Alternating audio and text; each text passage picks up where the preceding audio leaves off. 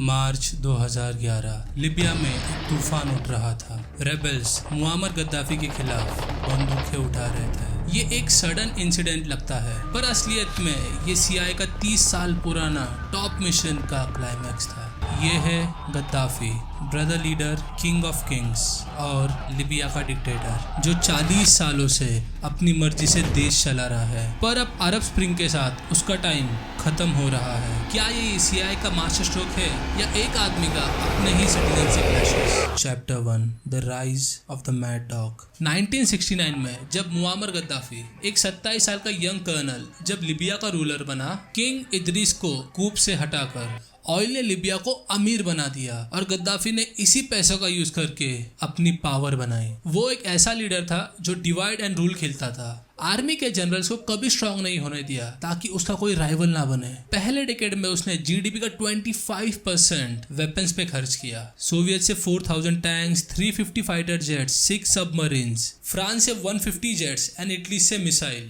लिबिया जिसकी पॉपुलेशन बस 3 मिलियन थी, उसका एयरफोर्स फ्रांस जितना स्ट्रांग हो गया। वेस्ट को लगा था कि शायद गद्दाफी के साथ डील हो सकता है, पर जल्दी ही वो उनका दुश्मन बन गया। उसने टेररिज्म को स्पॉन्सर किया और दुनिया भर में लिबियन अपोनेंट्स को मारने के लिए हिट स्क्वाड भेजा। वो कहता था ये सब स्ट्रे डॉग्स है। एक आदमी जो अपने देश को अमीर बनाता है, पर उसकी वजह से दुनिया उसे mad dog of the middle east कहती है। कौन था ये आदमी? क्या था उसका plan? Chapter 2, the cultural revolution and surveillance state. Gaddafi ने लिबिया में एक कल्चरल रेवोल्यूशन स्टार्ट किया और देश को जामाहिरिया यानी state of the masses declare किया। ना कैपिटलिस्ट ना कम्युनिस्ट, कुछ अलग ही। उसने अपना ग्रीन बुक मैनिफेस्टो लिखा जिसमें प्रॉस्पेरिटी, लाइफ और पैराडाइज की बात थी, पर यह सब एक झूठ था। उसने इंटेलेक्चुअल्स, पॉलिटिकल राइवल्स और डिसेंडेंट्स को मौत के घाट उतारना शुरू किया, जिसमें मास अरेस्ट, समरी ट्रायल्स और पब्लिक एग्जीक्यूशंस लाइव टीवी पे दिखाना शुरू किया। ईस्ट जर्मनी से सीक्रेट पुलिस हायर की जो मुकाबारत यानी गद्दाफी के इंटेलिजेंस एजेंसी के साथ काम करती। लिबिया एक सर्वेलेंस स्टेट बन गया जिसपे पड़ोसी पे स्पाई करता, फ्रेंड पे स्पाई करता, यहाँ तक कि फैमिली मेंबर्स भी एक दूसरे पे स्पाई करते। और अगर किसी ने सुप्रीम लीडर के बारे में कुछ गलत बोला तो उनको सीधा Abu Salem the slaughter house भेजा जाता और जिसको वहां भेजा जाता वो वापस कभी नहीं आता। फैमिलीज को पता ही नहीं चलता कि उनके लोग जिंदा भी है या मर गए। गद्दाफी के स्पाइस पूरी दुनिया भर में फैले हुए थे। वो एग्जाइल मूवमेंट्स पे नजर रखता था और यूरोप एंड यूएस में लिबियन अपोनेंट्स को मारने के लिए हिटमैन भेजता था। एक आदमी जो कहता था कि वो अपने देश के लिए लड़ रहा है, पर उसने अपना ही देश एक जेल बना दिया। पर क्या ये सब इतना आसान था? Chapter 3, the terrorist threat and CIA's response. 1980 में गद्दाफी पूरी दुनिया के लिए एक बुगीमैन बन गया था और सीआईए को लगता था कि वो टेररिज्म का बड़ा स्पॉन्सर है। 1985 में पैलेस्टाइन टेररिस्ट ने वियना और रोम एयरपोर्ट पे अमेरिकन और इजरायली सिटीजन्स पे अटैक किया गद्दाफी के सपोर्ट से। 1986 में बर्लिन के ला बेले नाइट क्लब में एक बॉम्ब ब्लास्ट हुआ जिसमें 230 लोग इंजर्ड हुए और 3 मरे, 2 यूएस आर्मी पर्सनल और एक टर्किश वुमन। सीआईए के पास सॉलिड प्रूफ था कि यह गद्दाफी का ही काम है। प्रेसिडेंट रीगन ने उसे मैड डॉग कहा और कहा he is an evil and we need to deal with him. CIA का विलियम केसी एक एग्रेसिव प्लान बनाता है। किसी को असैसिनेट करना ये यूएस में बैन था, पर केसी ने operation L Dorado canyon launch किया जो था लिबिया पे एयर स्ट्राइक। सीआईए ने इजराइल के मोसाद से हेल्प ली जो गद्दाफी के ट्रिपोली कंपाउंड पे नजर रखते थे। यूएस F111 बॉम्बर्स ने गद्दाफी के कमांड सेंटर जो कि उसका घर था वहां पर अटैक किया, पर गद्दाफी लकीली बच गया एंड मिशन फेल्ड। इसके बावजूद भी गद्दाफी रुका नहीं। 1988 में Pan America flight 103 Lockerbie Scotland के ऊपर ब्लास्ट से उड़ा दिया जिसमें 243 पैसेंजर्स और 11 लोग ग्राउंड पर मरे और ये था गद्दाफी का जवाब उस अमेरिकन स्ट्राइक का। उसके बाद दुनिया ने उस पे और लिबिया पे सैंक्शंस लगाए और वो एक इंटरनेशनल थ्रेट बन गया। गद्दाफी के अटैक्स ने दुनिया को हिला दिया और सीआईए का प्लान भी उसे रोक नहीं पाया एंड उसके बाद सबको लग रहा था कि Gaddafi is unstoppable. Chapter 4, the CIA's secret weapon, Khalifa Haftar. CIA को पता था कि गद्दाफी को बस एक मिलिट्री एक्शन से नहीं हटा सकते, उन्हें एक इंसाइडर चाहिए था, कर्नल खलीफा हफ्तर, जो गद्दाफी का एक दोस्त था, and for CIA he was a perfect choice.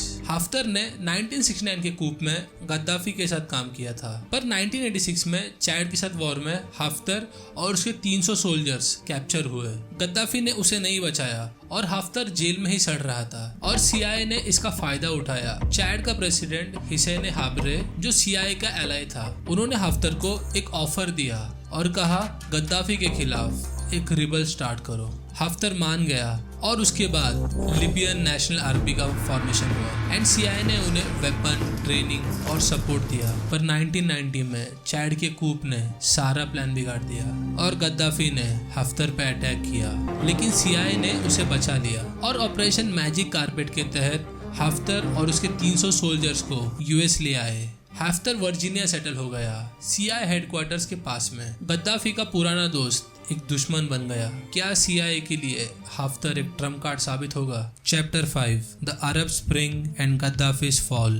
2011 में अरब स्प्रिंग ने लीबिया को हिलाकर रख दिया। तुनीजिया और इजिप्ट के रेवोल्ट से इंस्पायर्ड होकर बेनगाजी में प्रोटेस्ट स्टार्ट हुआ। गद्दाफी ने ट्रूप्स भेजे ये सोचकर कि कोई इंटरप्ट नहीं करेगा, पर वो गलत था। US और नेटो ने लीबियन सिविलियंस को बचाने के लिए एयर कवर दिया एंड गद्दाफी का एक आखिरी स्पीच टीवी पर आया जिसमें उसने धमकी दी और कहा हम लीबिया को inch by inch, house by house, झेंगा झेंगा करके साफ करेंगे। ये झेंगा झेंगा वाला डायलॉग वायरल हो गया और लोगों ने उसका मजाक उड़ाना शुरू किया। उसी वक्त CIA ने हफ्तर को वापस लीबिया भेजा और बेनगाजी में चीयरिंग क्राउड ने उसका स्वागत किया और वहाँ वो रेबल फोर्स का कमांडर बना और CIA के एलिट स्पेशल एक्टिविटीज ग्रुप ने ग्राउंड पे काम शुरू किया। उन्होंने टारगेट्स आइडेंटिफाई किए और नेटो एयर स्ट्राइक के लिए कोऑर्डिनेट किया। नेटो के 117,000 मिसाइल्स ने गद्दाफी के एयरफोर्स को तोड़ दिया। उसके बाद अगस्त में रेबल्स ने ट्रिपोली कैप्चर कर लिया और गद्दाफी वहां से सिरके भागते चला गया। जैसे CIA को इस बारे में पता चला, उन्होंने तुरंत गद्दाफी को ट्रैक करना स्टार्ट कर दिया। एक कॉन्वॉय सिरते से निकलने की कोशिश कर रहा था। जब CIA ने सैटेलाइट फोन इंटरसेप्ट किए तब उन्हें पता चला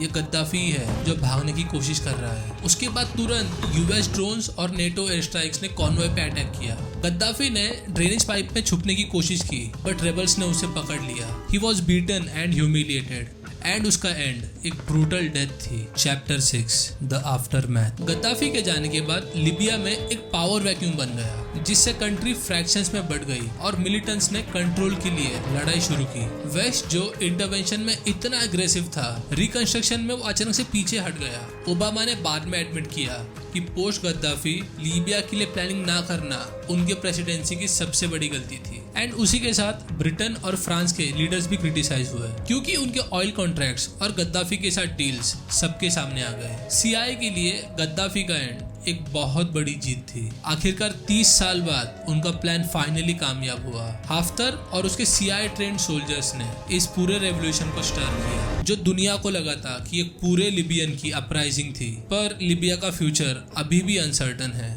एक डिक्टेटर का खात्मा, एक देश का टूटना, गद्दाफी की कहानी खत्म हुई बट लिबिया का स्ट्रगल अभी भी जारी है। क्या CIA का गैम्बल वर्थ इट था? आपको क्या लगता है? कमेंट में जरूर बताना। अगर आपको ये कहानी पसंद आई और आप ऐसे ही इंटरेस्टिंग वीडियोस देखना चाहते हो तो इस वीडियो को अपने दोस्तों के साथ शेयर करो और सब्सक्राइब करना ना भूलो। जल्दी ही वापस आऊंगा एक नए वीडियो के साथ। Until then keep trying.